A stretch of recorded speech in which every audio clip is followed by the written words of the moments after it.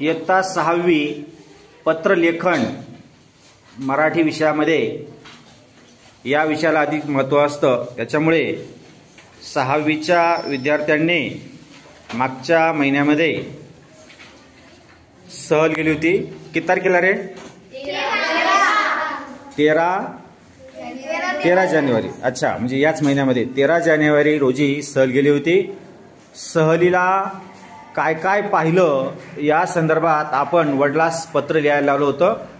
तर सगळ्या विद्यार्थ्यांनी पत्र लिहिलेले आहे का नाही? हो। दाखवा वरती।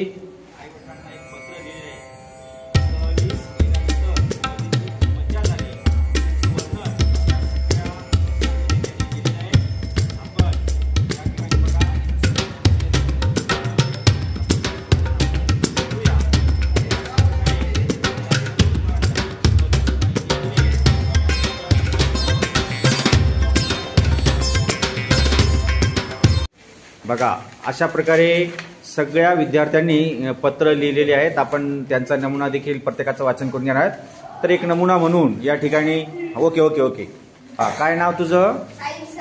साई मिसाळ। त्याने आपल्या वडिलांना एक पत्र लिहिले सहली संदर्भात। तर ते आपण जाणून घेऊया।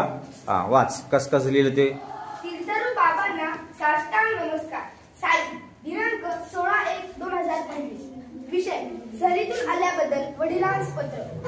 बाबा, कालच मी सहलीतून शाळेत परतलो। आम्ही सर्वप्रथम दिनांक 13/1/2025 रोजी सहलीला निघालो आणि रात्रीचा प्रवास करून आम्ही सकाळी ओझरच्या गणपती मंदिराचे दर्शन घेतले आणि सुंदर असा नाश्ता केला। नंतर आम्ही शिवनेरी या किल्ल्यावर गेलो। शिवनेरी किल्ल्यावर शिवाजी महाराज यांचा जन्मस्थान आहे। त्यानंतर भीमाशंकरवरील ज्योतिर्लिंग बघितले आणि देहू येथे मुक्काम केला। त्यानंतर सकाळी महडवरील गणपती मंदिराचे दर्शन घेतले आणि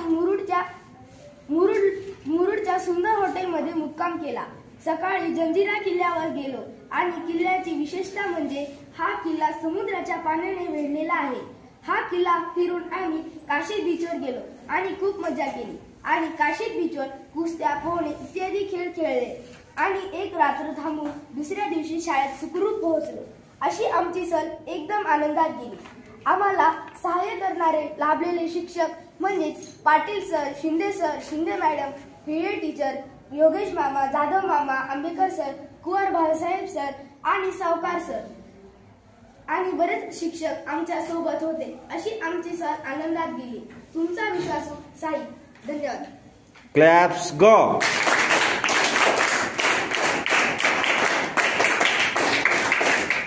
असंच सगळ्यांनी लिहिलंय ना? हो। सुंदर लिहिलं, छान लिहिलं।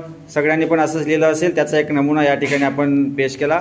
त्यासाठी साईला धन्यवाद। ओके।